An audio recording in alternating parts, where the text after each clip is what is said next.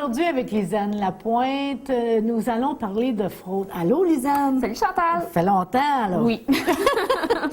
Lisanne, bon, on avait déjà parlé aux nouvelles qu'il y avait eu des essais de fraude par courriel, mais il y en a toutes sortes, il y a par téléphone, etc. Toi, aujourd'hui, tu veux nous faire un compte-rendu de fraude en général? Oui, en général, parce que dans le fond, il y a autant de sortes de fraudes qu'il y a de sortes de fraudeurs. Fait que c'est assez dur de toutes les répertorier. Bon, je vais vous expliquer un peu en général la plupart des fraudes qui ont le plus souvent qui arrivent. Là. OK. Et aujourd'hui, à l'année du matériel, donc pendant qu'on va parler, vous allez pouvoir regarder ce que tu nous expliques maintenant. Oui, exactement. Fait que on va se placer un peu. Fait que dans le fond, les fraudes, c'est pas nécessairement par acte de violence, tout ça. Souvent, il y a des personnes qui sont même pas conscientes qui ont été victimes de fraude. Tu peux t'être fait voler ton identité. Puis tu le sais pas, puis il y a quelqu'un qui s'est fait faire des cartes de crédit à ton nom, puis tu le sais pas encore, tu vas juste le savoir si tu fais un emprunt ou quelque chose de même. Mettons que tu fais une demande de carte de crédit, tout ça, ben là, ils vont dire, ben là, tu en es déjà à telle place, puis ils vont voir que peut-être que tu t'es fait frauder ton nom. Fait qu'il y a des sortes de fraudes que tu t'en rends même pas compte que tu es victime. De quelle façon que les gens peuvent se faire voler leur nom? Ça peut aller par simple coupon que tu remplis à l'épicerie pour un concours. Des fois, il y en a qui ont juste ça à faire, d'aller fouiller dans les vidanges ou quoi que ce soit pour trouver. Prends pas grand-chose pour faire voler ton identité. Un nom, un numéro de téléphone, ça peut être suffisant. Ah, ça prend pas le numéro d'assurance sociale? Non, rien. pas nécessairement. Non, numéro de téléphone, âge ou date de naissance, ça prend pas grand-chose maintenant pour voler ton identité parce que c'est pas tout le monde qui a le numéro d'assurance sociale. C'est sûr que le numéro d'assurance sociale, c'est la chose la plus facile de faire un vol d'identité. C'est ton numéro que tu as pour t'identifier au niveau du gouvernement, ceux qui travaillent. Mais sinon, ça prend pas grand-chose non plus. Il faut pas commencer à paranoïer non plus, mais c'est pas compliqué. Mettons, je sais pas, tu vas à un dépanneur, puis il y a des billets à vendre, puis là, tu remplis ton nom, mais le pad de billets reste sur le comptoir, puis que tout le monde a accès à ça, c'est pas nécessairement sécuritaire. Là. Tu peux te faire voler ton identité comme ça. Il suffit qu'il y ait quelqu'un qui passe ou quelque chose de même. Il y a des compagnies aussi qui vendent tes informations. Mettons, je sais pas, moi, tu as rempli un sondage, ta compagnie de cellulaire ou des affaires de même. S'ils n'ont pas de politique de protection de la vie privée, bien, des fois, ils peuvent vendre des informations. C'est pour ça que des fois, tu reçois par la poste des choses que tu es comme, voyons, je suis pas abonné à ça. Puis, des fois, ça peut être Bell, TELUS, des centres de conditionnement physique qui ont vendu l'information. C'est pas nécessairement le centre comme tel, mais des fois, il y a des employés qui peuvent décider « Ah, ben je vends l'information, puis ça me fait un petit peu d'argent. » Oh boy! Donc, ça veut dire aussi sur les réseaux sociaux?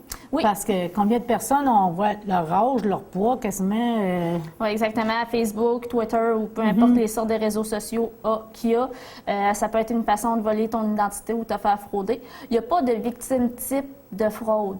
Moi, je peux me faire frauder, tu peux te faire frauder. C'est pas plus les personnes âgées que les ados ou quoi que ce soit. Tout le monde peut se faire frauder, se faire voler son identité. Il n'y a pas de modèle, dire « OK, c'est une personne entre 30 et 40 ans, surtout les femmes, tout ça. » Non.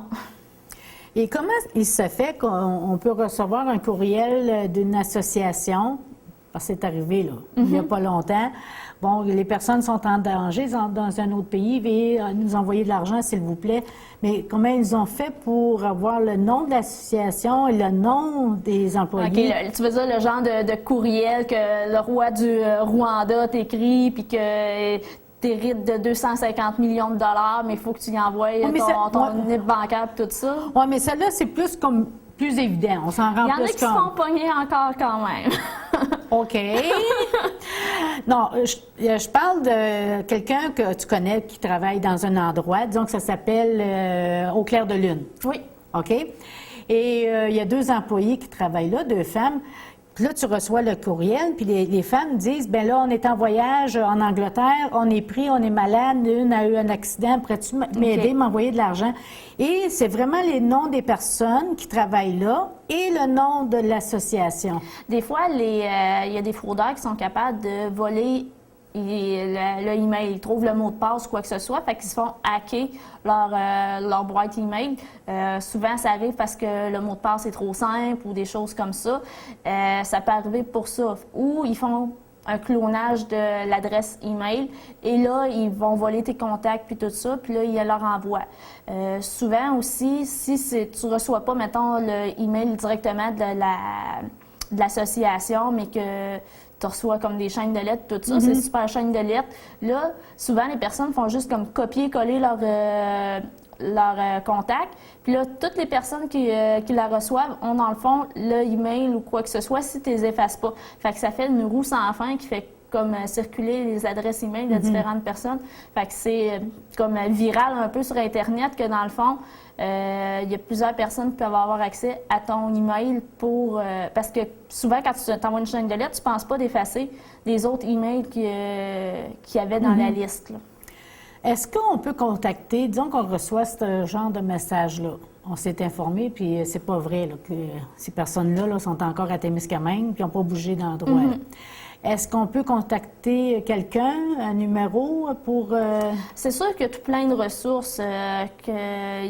Vite comme ça, il y a PhoneBuster. C'est sûr que tantôt, je vais t'en donner plus de ressources qu'il y a, mais mettons que tu te fais frauder, soit par téléphone ou quelque chose de même. Il y a PhoneBuster qui a changé de nom, mais si tu le tapes dans Google ou quelque chose comme ça, tu vas être capable d'avoir le numéro de téléphone. Fait que ça, c'est pour signaler, parce que c'est sûr que si tu as un email de même, oui, tu peux appeler la police, sauf que s'il n'y a rien qui s'est commis, puis tout ça, puis c'est assez dur à prouver pour l'instant. Donc, c'est mieux de le signaler à PhoneBuster, comme ça, le réseau informatique est avisé des emails frauduleux comme ça. OK. Quel genre de fraude aussi qu'on peut avoir? Il y a la sollicitation de dons de charité, que, mettons, ils passent à la porte, puis c'est pas vraiment une association. Okay. Les offres de prix gratuits. Mettons, je sais pas si tu as déjà eu un beau téléphone. Hello, you win a trip in Caribbean, press one. Oui. Ça peut être dans ce style-là. Oui. Promesse de recouvrement de fonds. Fait que, mettons, tu nous donnes tant pour une subvention de ça, tu vas recevoir tant. Ça peut être sous cette forme-là. Vente de produits et de services. Ça peut être vendeur de balayeuses à domicile, fournaises ou des choses comme ça. Ça peut ressembler à ça. Démonstration de produits gratuits. C'est pas nécessairement une présentation Tupperware ou quelque chose dans le même style, sauf que ça peut être, je sais pas moi, quelqu'un qui dit « Ah, j'ai, je sais pas moi, un épluche patate merveilleux, je viens te montrer ça », puis finalement, c'est pas tout à fait ça, là. Tu te ramasses avec pas la bonne chose qu'il t'a promis. Des faux inspecteurs de banque ou encore même des faux policiers. C'est un petit peu moins... Ici, ça serait plus difficile. Un petit peu moins. C'est ça. Ici, c'est plus difficile. La plupart, on se fait connaître notre visage assez rapidement, mais ça pourrait arriver, là. Fait qu'il faut vraiment vérifier que... Parce que moi, mettons que je suis pas policière, je pourrais appeler pour faire comme « Bonjour, c'est l'agente Lapointe, vous deviez donner à la cour tel montant, puis tout ça, veuillez l'envoyer à telle adresse. » Ça pourrait être ça, tu sais. C'est mieux toujours de vérifier au numéro qu'on connaît réellement. Les numéros 900, les lignes payantes, dans le fond, souvent, ça peut être frauduleux. Fait qu'il faut faire attention quand on les appelle les numéros 900. Ça peut coûter des fois plus cher que qu'est-ce que c'est supposé réellement.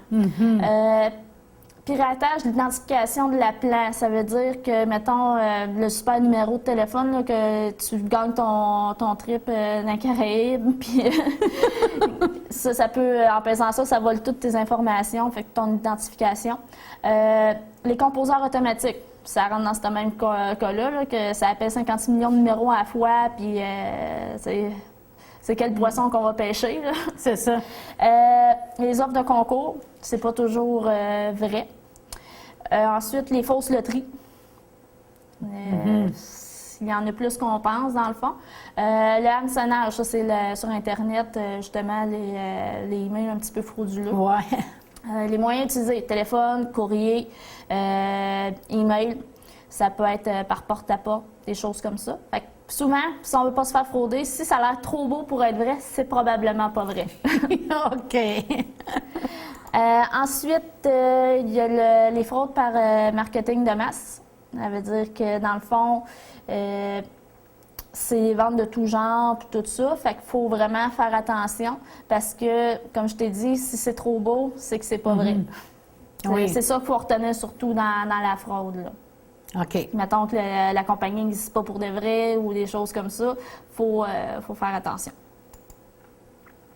Les ventes par courrier, ça peut être des lettres de demande d'argent, ça peut être félicitations, tu as gagné 1 million de dollars ou tu as gagné une collection de livres, des choses comme ça. Par courriel, ça peut être comme qu'on a expliqué depuis le début.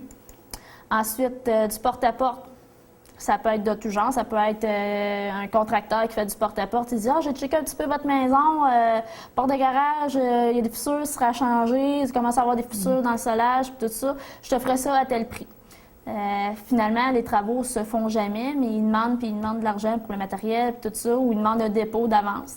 Fait qu'on est mieux de faire affaire avec des compagnies qu'on connaît déjà. Et porte-à-porte, il faut vérifier s'ils ont le permis aussi de la ville. Exactement.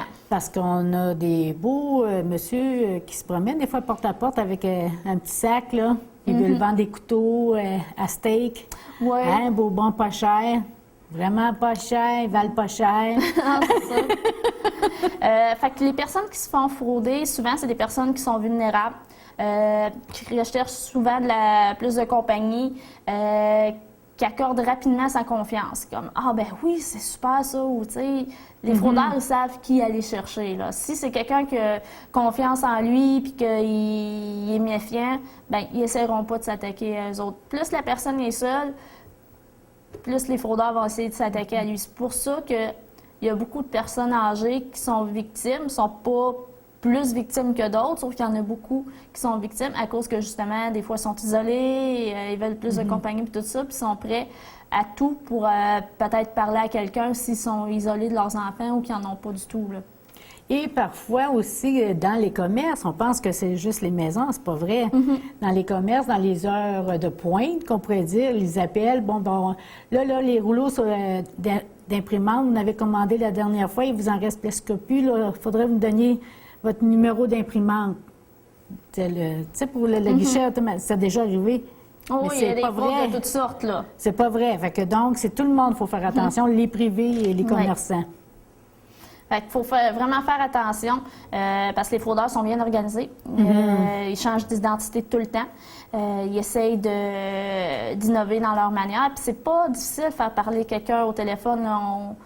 On a plus de difficultés à, je sais pas moi, on a moins de difficulté à donner son identité, ses informations, dire ben non, regarde, j'ai 3 enfants, non, je vis seule à la maison, puis ben je serai pas là de telle heure à telle heure. Mais fait qu'il faut être prudent parce qu'il faut savoir à qui qu'on parle. Oui, toujours demander et vérifier le pourquoi. C'est ça. Et si, mettons, je sais pas, moi j'appelle, bonjour, c'est Madame Lapointe de Hydro-Québec, votre compte tombe dans le plus, vous nous devez de l'argent, puis nanana, veuillez nous envoyer le chèque. C'est toujours mieux d'appeler au numéro qu'on connaît. Oui, OK, c'est beau, vous répondez. Oui, c'est beau, votre nom, numéro de téléphone, mais rappelez pas ce numéro de téléphone-là, parce qu'il va vous donner un numéro que c'est sûr que c'est lui qui va répondre. Sauf que rappelez au numéro que vous connaissez, puis donnez ce nom-là qu'il vous a donné, puis la personne va vous le dire si effectivement cette personne-là travaille, puis être capable de voir si c'est vraiment un vrai appel. Vas-y. Là, c'est ça, je vois, parce que moi, je triche, hein? J'ai déjà l'écran devant moi. Je vois le vol d'identité. C'est ça que tu me disais, on n'a pas besoin de savoir le numéro d'assurance sociale, juste le numéro de téléphone. Puis, combien de fois on a des appels en croyant parler, bon, je sais pas, à un agent de la banque, mais c'est ça, il faudrait leur dire, bon, OK, je vais raccrocher et je vais vous rappeler. Mais là, vérifier peut-être le numéro de téléphone. Oui, aussi. C'est sûr qu'avec le numéro de téléphone, il ne faut pas capoter non plus. C'est plus difficile. Les choses les plus évidentes que c'est simple de voler l'identité, ton nom complet, ta date de naissance, le nom de jeune fille de ta mère, mettons, numéro d'assurance sociale, c'est les choses typiques qui sont faciles. Maintenant, le numéro de téléphone, c'est sûr que ça peut être facile avec Internet à cette heure, avec un numéro de téléphone, dire OK, telle personne reste à telle adresse, puis tout ça. Fait faut être prudent. Faut pas virer fou non plus, mais il faut être prudent quand même. Ah, mais ça, virer fou, ça, je suis déjà folle. Fait que être prudente plutôt. OK. Fait que ça, c'est pour... Est-ce qu'il y en a encore beaucoup? Est-ce qu'on a vécu ça à Témiscamingue? OK? On va parler de Témiscamingue comme les cartes de guichet automatiques qui étaient recopiées. Ça fait longtemps qu'on n'a pas eu de cas. OK. Regarde, ça va faire 4 ans qu'on est ici, puis je n'ai pas eu connaissance depuis 4 ans d'avoir eu ça. Par contre, il faut toujours être prudent. Il faut regarder le guichet avant de mettre la carte, voir si ça a l'air comme bizarre, que c'est pas comme d'habitude. Sûr qu'à cette heure, on l'installe vraiment comme il faut, puis ça ressemble vraiment au clavier. Mais si on voit que c'est pas tout à fait fixe comme il faut, puis on est mieux de ne pas rentrer notre carte. Même principe que les terminaux qu'on utilise dans les magasins, c'est mieux qu'ils soient fixes que directement libre, parce que parce qu'il est moins facilement modifiable. Puis s'il est libre, vérifiez en dessous s'il n'y a pas des trucs qui ont l'air plus lousses qu'autrement. Puis quittez jamais votre carte de débit ou de crédit de vue, parce que vous ne savez pas s'il y a des petites machines que c'est gros comme une main. Font passer la carte, ça la clone, puis là, ils reviennent, puis OK, t'as payé, c'est beau. Oui, t'as payé, mais il a cloné ta carte. Fait qu'essayez de ne pas la perdre de vue. OK. On va faire attention. Les trucs pour voler l'identité, vol de portefeuille. Oui. C'est assez simple. Vol de courrier. Ah, Des boîtes aux lettres ou des choses comme ça. OK. Fait que c'est plus difficile, mais ça se peut. Là. C'est sûr que nous autres, la plupart ici, on a tout avec des clés. Puis il y a des places que ça peut se faire défoncer ou d'autres événements comme ça. Ou tu parles des lettres, le recyclage. Hein? À ce temps, on a rendu les poubelles propres. C'est vraiment rendu plus facile. On est tellement propre, on a tout ça avec le recyclage. Puis là, c'est juste déchiré en deux. Je l'ai déchiré, mais ma soeur, c'est ça qu'elle disait. Je l'ai déchiré, mais seulement en deux. Toute l'information est là. Non, c'est ça. Si vous avez des poêles à bois durant l'été, accumulez les choses qui ont vos informations personnelles, comme vos adresses dessus. Après ça, rendu à l'hiver, à l'automne, brûlez-les.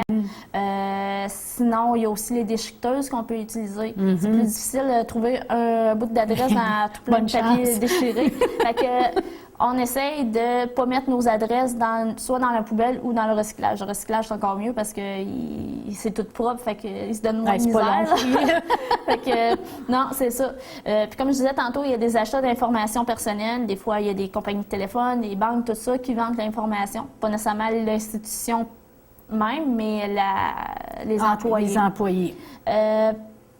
Aussi, comme je te dis, il y a autant de trucs qu'il y a de fraudeurs. Fait qu'il faut vraiment protéger nos informations. On est très, très généreux de nos informations au Québec. Là. On ne se gêne pas pour dire « non, regarde, ma date de naissance est telle » ou je reste dans tel coin ». Fait que quand on ne connaît pas la personne, on essaye de ne pas donner ces informations-là ou on vérifie avant si c'est sécuritaire. La carte d'assurance sociale, le numéro, là, à qui on donne ça? Souvent, on ne la donne pas. C'est utile pour nos employeurs. Sinon, quand tu fais un bail ou tout ça, c'est pas... C'est pas utile, hein, ailleurs? OK. Donc, les gens oublient ça. Gouvernement, dans le fond. Dans le gouvernement, point final. Ou institution bancaire, si tu as besoin des prêts, tout dépendant des normes, mais les autres personnes n'ont pas nécessairement besoin de ça. Là. OK. Mais ça, comme tu dis, ils n'ont pas besoin de ça, vraiment, maintenant. C'est ça. Oui. En tout cas. Est-ce que d'autres façons? Je te dirais qu'en gros, c'est ceux-là, les générales. Il y en a tout plein d'autres façons de faire voler ton identité, mais vraiment, les générales, portefeuille, courrier, petit pamphlet de concours qu'il peut avoir parce que tu marques tes informations dessus.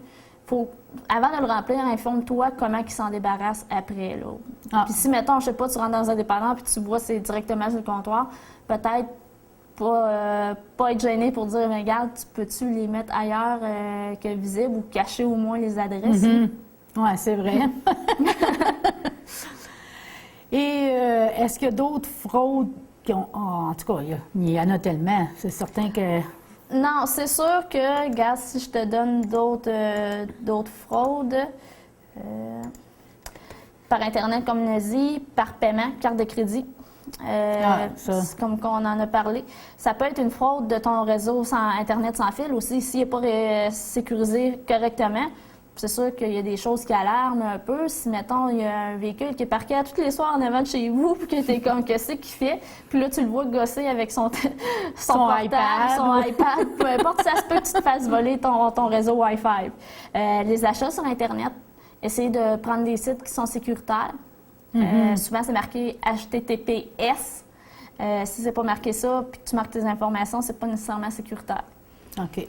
HTTPS, la taxe TPS? Non, mais mettons HTTP, www, mais là, il va être marqué HTTPS quand tu es rendu à mettre tes informations. OK. Parfait. La fausse monnaie, c'est une autre sorte de fraude. Dans le fond, tu peux te faire remettre de la fausse monnaie. Des fois, c'est pas volontaire, mais c'est une sorte de fraude parce que dans le fond, ton argent est comme perdu. Là, tu peux pas l'utiliser. C'est ça. Oui, on a su ça, hein? Fait que c'est qu'est-ce qui résume pas mal la fraude. Il y en a beaucoup, il y en a différentes sortes. Faut pas avoir peur de téléphoner au poste de police si on pense être victime de fraude. À ce moment-là, les agents vont être capables de vous donner les informations nécessaires pour avoir de l'aide. Si c'est pas un cas de police, ça va être, ils vont vous donner les ressources pour appeler comme Fraudbuster ou des ressources pour les fraudes, là. OK. Donc, si je reçois des téléphones d'un agent de la banque, un exemple qui va avoir plein d'informations, je lui dis, je vais le rappeler plus tard, on appelle notre banque, on s'informe si c'est Cette personne-là travaille réellement là. C'est ça, si ça existe, ce numéro-là, etc. Dans le fond, on ne répond pas au sondage au téléphone. Bien, vous pouvez répondre au sondage au téléphone. Mais en les rappelant. Ben, mettons, je sais pas, moi, ils appellent toujours sur l'heure du souper ou quoi que ce soit. Puis ils disent c'est pour faire une étude sur la consommation des Québécois. Bien, si vous ne demandez pas vos informations personnelles, c'est correct. Mais là, c'est quand ils embarquent dans vos informations personnelles que c'est un petit peu plus risqué. Mais de toute façon, les sondages au téléphone, le télémarketing, tout ça, il y a une liste sur le CRTC que vous pouvez vous inscrire, que c'est bon pour 3 ans, qu'ils ne peuvent pas vous appeler pour vous faire de la vente au téléphone. Non, pas pour faire de la vente, mais... Mais pour poser des questions, oui. Fait qu'il faut être prudent quand même. Ouais. Fait qu'on leur dit merci, je ne suis pas intéressée. Et voilà. Mais toi, c'était intéressant. Merci. Merci beaucoup, Lisa. Ça fait plaisir.